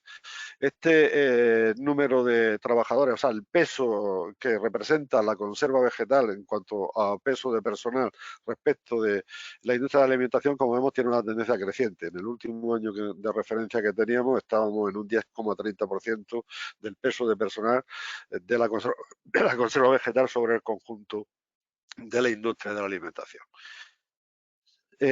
Uno de los aspectos que caracteriza al sector, que se veía claramente cuando analizábamos los datos estadísticos, era la alta tasa de participación femenina. Es un sector industrial donde el conjunto de los trabajadores de participación femenina estaría en un entorno del 45,8%, que es mucho mayor al que tiene la industria de la alimentación en su conjunto, que estaría en un 39%, o al conjunto del sector industrial, que estaría la participación femenina en un 26% nada más. En cuanto al gasto de personal, vemos que, a diferencia de los otros indicadores, que eran indicadores que todos que iban en ascenso, en una tendencia ascendente, el gasto de personal se mantenía bastante estancado en la última década. No había grandes diferencias salariales en cuanto a la conserva vegetal respecto de la industria de alimentación y sector industrial, y la conserva ahora aparecía por debajo. Es decir, la conserva vegetal tiene en principio un coste medio por trabajador inferior al conjunto de la industria de la alimentación y al conjunto del sector industrial. El sector industrial ahora sí que aparece por encima, con costes medios por trabajador por encima en estos años de referencia que estamos tomando, que son 2008-2017. Tomando ya algunos datos de la encuesta que hicimos a las empresas de este país, del sector conservero, las empresas españolas en principio en el año 2019, estos son datos que, como he dicho, se produce en el trabajo de campo entre mayo y junio de 2019, estas empresas estaban en ese momento viendo el futuro con bastante optimismo. También aquí hay que ser precavido y pensar que la pandemia es posible que haya cambiado alguna percepción respecto de lo que aparecía en la encuesta. En concreto, cuando se le preguntaba a los empresarios cómo creen que será la evolución en general del sector de la industria conservada en el próximo año, es decir, en 2020, no, evidentemente no se tenía ni muchísimo menos en mente que podía producirse una pandemia. El 64,6% de los empresarios respondían que su perspectiva de futuro era buena o muy buena. Y solamente aparecía un 7,5% que pensaba que el futuro de la industria de la conserva, del sector de la conserva, iba a ser malo o muy malo. Por tanto, había un optimismo claro en la visualización del futuro de la conserva vegetal. Por sectores dentro de la propia empresa, pues los siguientes aspectos fundamentalmente en general se situaban como buena la perspectiva, y donde más dudas aparecían era en la innovación. No había en la innovación la gente tendía a verla como regular o como mal, mientras que, como digo, en el resto de sectores o elementos que componen la empresa, en el financiero, personal, mercado, lo veían todo con una perspectiva bastante optimista. Por tanto, el diagnóstico del sector que se desprendía del análisis tanto de los datos estadísticos como de la encuesta, se percibían algunos problemas que se señalaban continuamente. Por un lado, se hablaba por parte de los empresarios de poco margen de beneficio, y esto llevaba consigo el que las empresas estuvieran sometidas a fluctuaciones, ya que eran muy sensibles a cualquier pequeño movimiento que se pudiera producir en el mercado. Insisto, el año 2020 ha sido un año de movimiento importante, por tanto, esas fluctuaciones tienen que forzosamente haber afectado al mercado.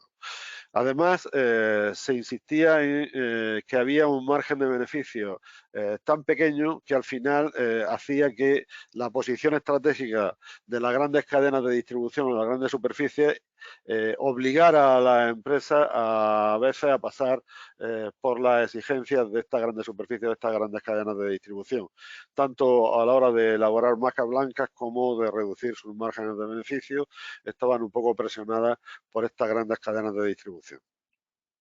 Por otro lado, el principal problema que se desprendía era la competencia que se producía por parte de la competencia de empresas parecidas en otros países.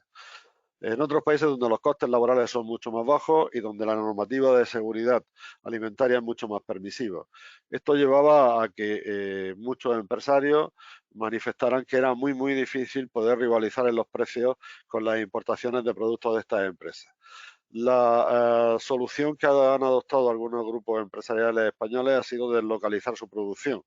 En primer momento se deslocalizó la producción dentro de el propio país, dentro de España, y se llevaron desde algunas regiones que tenían costes laborales más altos a regiones donde en principio eran costes laborales más bajos, como era Extremadura o Castilla-La Mancha, y posteriormente incluso se deslocalizaron empresas y se llevaron empresas a otros países.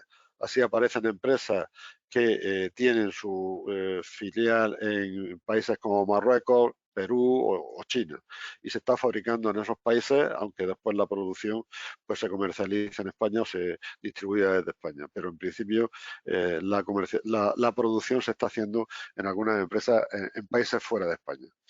Otro de los problemas que aparecía era los cambios que se estaban produciendo en los modelos de consumo y en los hábitos de vida de los ciudadanos. Los ciudadanos ya no consumían determinado tipo de productos envasados y había fundamentalmente, por un lado, un modelo de vida que ha llevado a que trabaje el hombre y la mujer y por tanto haya poco tiempo, tanto en uno como en otro, como para poder elaborar alimentos, y por eso se favorece de alguna manera y se está produciendo un cambio en buena parte de los productos que se fabrican en las empresas conserveras y se está yendo a productos semi-elaborados, pero al mismo tiempo también ha cambiado bastante la apreciación que se tiene de distintos componentes que anteriormente se tomaban sin problemas, como era el azúcar, como eran determinados conservantes o la sal, y que hoy día hay prevención en su consumo y por tanto se están desarrollando, se deben desarrollar nuevos productos y nuevos envases que de alguna manera se adapten a esta nueva apreciación que tiene el mercado, que tienen los consumidores respecto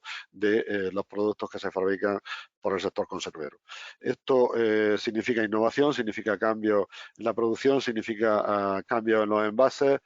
Por ejemplo, el plástico cada vez hay que ir eliminándolo de algunos de los envases porque es algo que, como digo, está siendo rechazado por los consumidores. Bueno, entrando ya en la parte de formación y sin extenderme mucho, hay en nuestro país todavía, puesto que ahora mismo en estos momentos se está estudiando y ya tramitando una nueva ley de formación profesional, pero en estos momentos aparecen títulos de formación profesional y certificados de profesionalidad. Así se organiza la formación profesional en nuestro país, y dentro de esta organización aparece un catálogo nacional de cualificaciones profesionales que está dividido en 26 familias. Una de las familias es la industria alimentaria. Dentro del catálogo aparecen también 3 niveles y fundamentalmente desde el sistema educativo se va hacia títulos de formación profesional y desde la administración laboral hacia la formación para el empleo con certificados de profesionalidad. Hay un subsistema de formación profesional inicial o reglada, dirigida a preparar al alumno para la actividad en el campo profesional y facilitar su adaptación a las modificaciones laborales que se puedan producir a lo largo de su vida, y hay un subsistema de formación profesional para el empleo donde se encuadra todo lo concerniente a acciones de reinserción e inserción laboral, así como la formación continua de los trabajadores. Este es nuestro sistema hasta ahora, y dentro de ese sistema, en las enseñanzas de formación profesional del sistema educativo, fundamentalmente hay 3 títulos, en la formación básica 1, en el grado medio otro y en el grado superior un tercero, que son 3 títulos relacionados directamente con el sector de la conserva vegetal. El título de formación profesional básica en industria alimentaria, el título de elaboración de productos alimenticios, que sería un título de grado medio, y el título superior de proceso y calidad en la industria alimentaria, que sería de grado superior. Sin perjuicio de que haya otros títulos que también podrían ser títulos adecuados al sector de la conserva vegetal, pero principalmente estos son los 3 títulos que el sistema educativo en estos momentos está ofreciendo relacionados con la conserva vegetal. Estos títulos, en el análisis de cómo se han desarrollado en toda España, en el curso 19-20, la oferta del título básico de formación profesional básica en industria alimentaria se extendía a 17 provincias con un total de 23 ciclos. Y este título en la encuesta no la llevamos a preguntar a los empresarios ni a los responsables de las distintas empresas, porque era un título que se acababa de implantar. Realmente había muy poquito tiempo de implantación, se implantó en el curso 2015-2016 y por tanto no pensábamos que hubiera suficiente tiempo como para que hubiera ya una opinión certera y concreta sobre ello y no se preguntó. Por eso no tenemos ningún dato de encuesta respecto de este título. Respecto del título de técnico en elaboración de productos alimenticios, que sería el título medio, este título estaba en 21 provincias con un total de 32 ciclos. En las provincias, en el mapa aparecen un poco las provincias, pero bueno, en el caso de Murcia siempre está presente estos 3 títulos. En el resto de provincias pues hay algunas donde está y otras donde no está. Fundamentalmente en las zonas donde la industria conservera tiene peso, está presente este título. Y aquí sí que se preguntó en la encuesta y el 60% de los empresarios creía que la formación de los técnicos en elaboración de productos alimenticios respondía a las necesidades del sector. En principio, había más de un 50% de los empresarios de las empresas que pensaban que sí. De los que pensaban que no, que lo que nos interesaba es ver exactamente en qué medida y dónde estaba la causa de que dijeran que no respondía, el 38,6% señalaba como causa principal de esta valoración deficiente las prácticas insuficientes. Muchos de los empresarios señalaban que no había suficiente práctica en la formación que daba este título de técnico en elaboración de productos alimenticios. También se hablaba de conocimientos a veces obsoletos o de algunas prácticas desfasadas. Bueno, había algunos elementos de crítica respecto de este título, pero como digo, el 60% de los empresarios creía que sí, que respondía a las necesidades del sector. En cuanto al título superior, el grado superior, que sería el de procesos y calidad de industrias alimentarias, de nuevo vemos cómo se desarrolla por toda España y hay 27 provincias que lo tienen y 32 ciclos. Y el 67% de los entrevistados, es decir, un poquito más que respecto del título medio, de grado medio, el 67% dice que sí, que responde a las necesidades del sector. Y quienes perciben negativamente la formación recibida por estos titulados señalan de alguna forma las mismas causas que señalaban en el título de grado medio. Es decir, señalan la falta de práctica. Bueno, esto de alguna manera es una de las conclusiones que tiene este estudio y que de alguna forma pues está intentando también recoger, yo creo que a nivel de la nueva legislación que se va a poner en marcha previsiblemente próximamente, donde se le da mucho más peso a la práctica y de alguna forma casi la formación profesional se convierte en una formación profesional dual, que significa que habría prácticas regladas en todas las empresas a la hora de formar a estos titulados. Lo que se veía claramente es que, y esto coincide un poco con una de las conclusiones que antes señalaba Elisa y señalaba Pilar, la curva descendente que se producía en la contratación de personal con titulación de FP. Cuando uno hacía un análisis longitudinal desde el año 2012 hasta el año 2018, veía cómo entre 2017 y 2018 pues caía tanto en la titulación de grado medio como en la titulación de grado superior, caía la contratación de los titulados. Esto venía a señalar algo que nosotros reflexionábamos en el estudio diciendo que las necesidades del sector se estaban alejando de las necesidades que los empresarios estaban señalando y por tanto las titulaciones empezaban a quedarse un poco obsoletas. Ellos pedían, los empresarios fundamentalmente, que hubieran competencias específicas claras competencias específicas. De nuevo, la formación muy ligada al puesto de trabajo. Esto podía tener que ver con la otra parte de la formación profesional, que sería los certificados de profesionalidad. Bueno, de nuevo aquí aparece reflejado en toda España. La empresa percibe como muy necesaria el nivel 1 de certificado de profesionalidad de operaciones de auxiliares y elaboración de la industria alimentaria. Ellos señalan como muy necesaria la preparación en las materias primas y auxiliares para el proceso y todo lo que tiene que ver con envasado y almacenaje de productos. Formación en estos sectores, los propios empresarios lo están señalando, y es algo que también coincide con el estudio anterior, el envasado y almacenaje, que es donde más accidentalidad se produce. Bueno, por tanto, parece que hay un déficit claro de formación en este terreno. Por otro lado, en cuanto a las operaciones auxiliares de mantenimiento y transporte de la industria alimentaria, de nuevo aparece la idea de necesidad de formación en el manejo de carretillas y dispositivos de transporte interno, que también coincide con la siniestralidad que anteriormente comentaban Pilar y Elisa. El último de los títulos sería el certificado de profesionalidad de fabricación de conservas vegetales. De nuevo aquí aparecen 19 certificados y aparecen, según los empresarios, necesidades en limpieza, higiene, seguridad alimentaria, como sistema de análisis de peligro y puntos de control críticos. Bueno, por resumir un poco, la percepción de las empresas sobre las mayores necesidades de formación estaría en herramientas para la orientación y reducción de costes y mejoras de la productividad, estaría en el control de la cadena de procesos, higienización y tratamiento térmico, en la prevención de riesgos laborales y protección medioambiental y en la mejora de los procesos, sistemas y herramientas.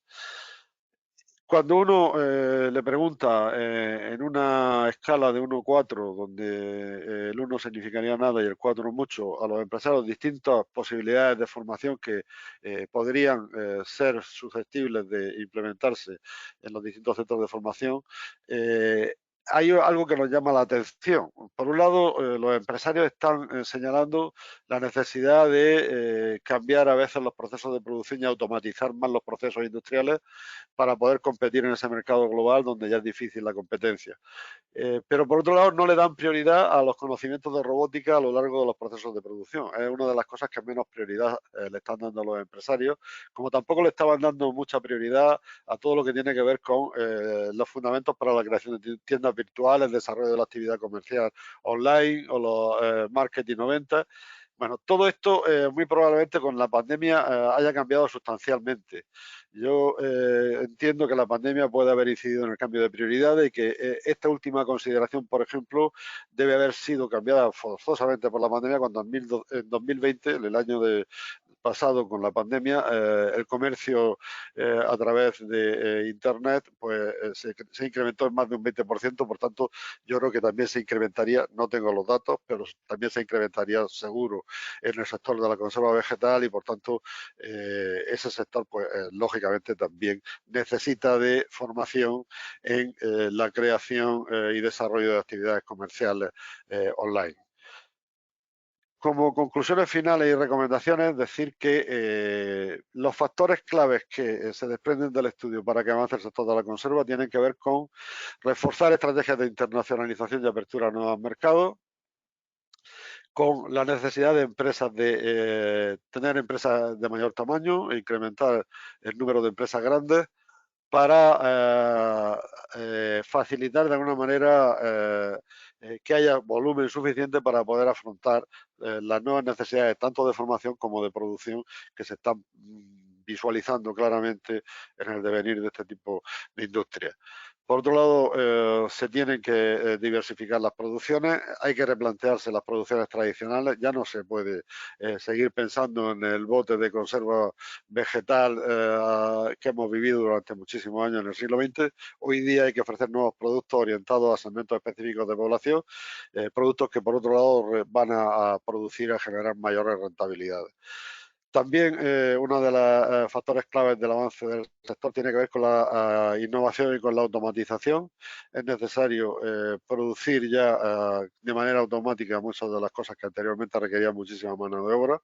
Hoy día muchas empresas ya están suficientemente automatizadas y prácticamente casi ninguna persona toca el producto, prácticamente todo se hace ya de manera automática.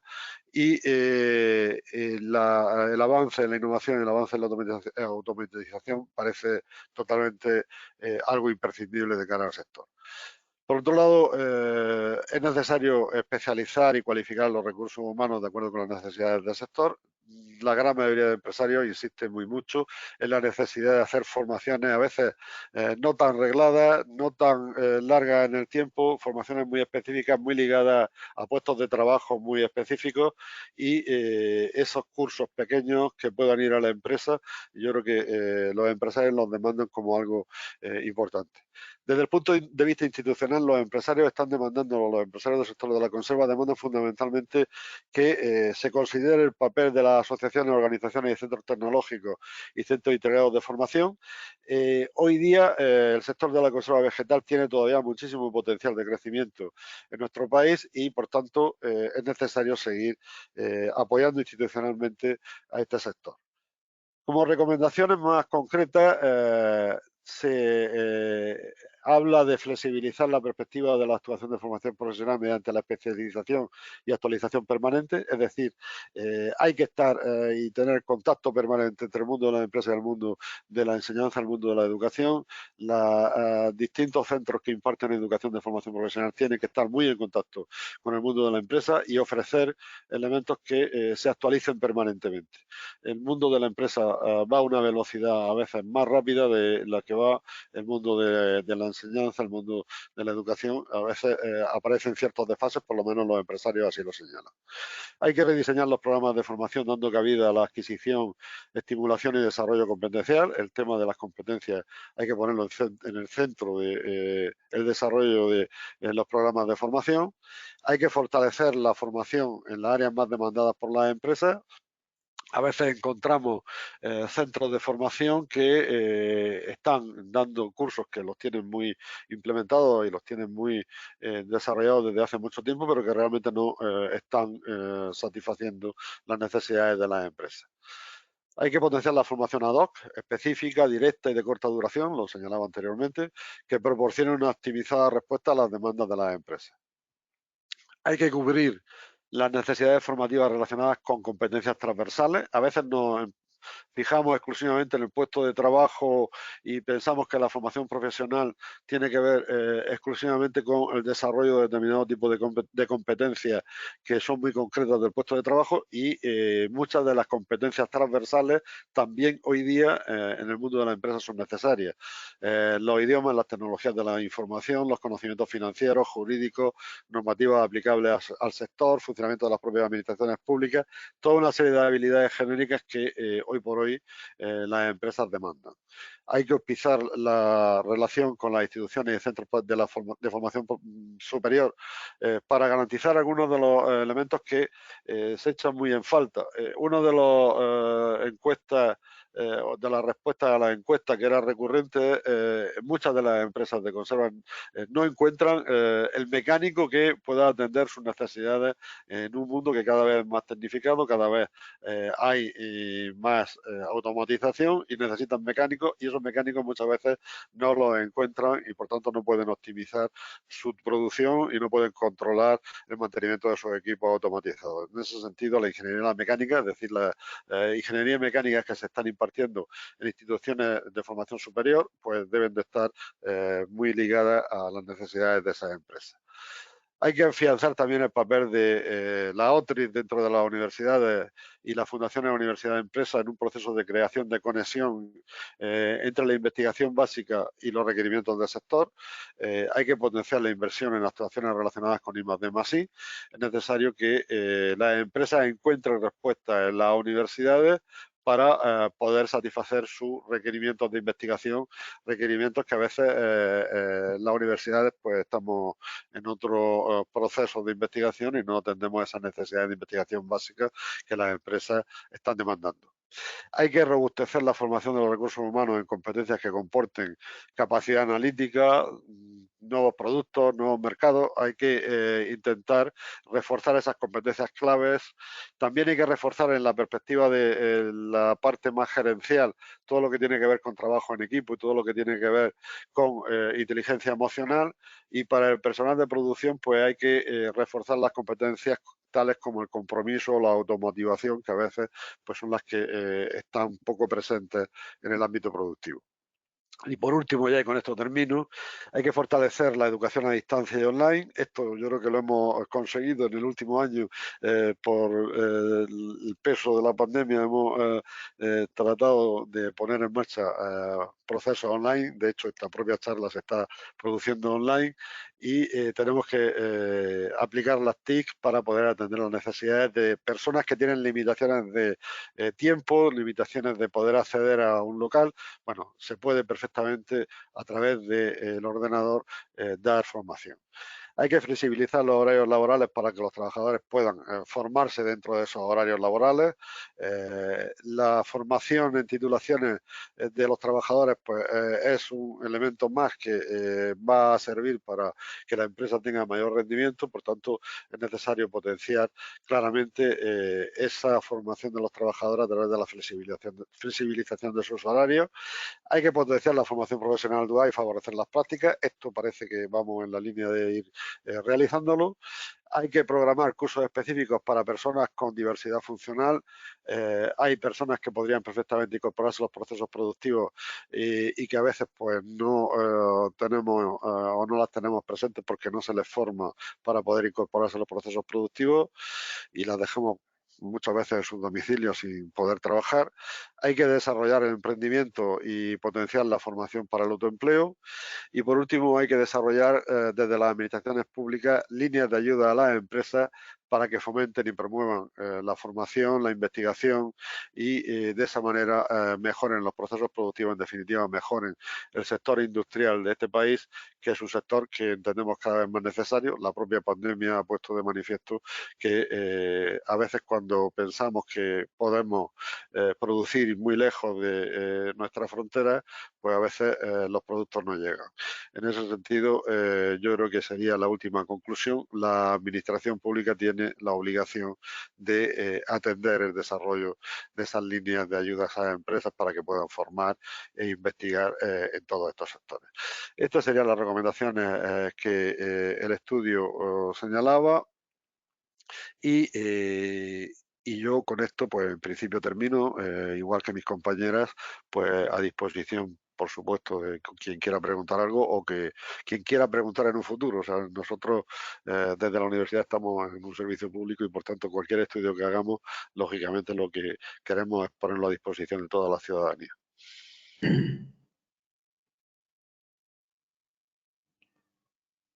Bueno, parece ser que no hay preguntas, Marina. No, no tenemos ahora mismo ninguna.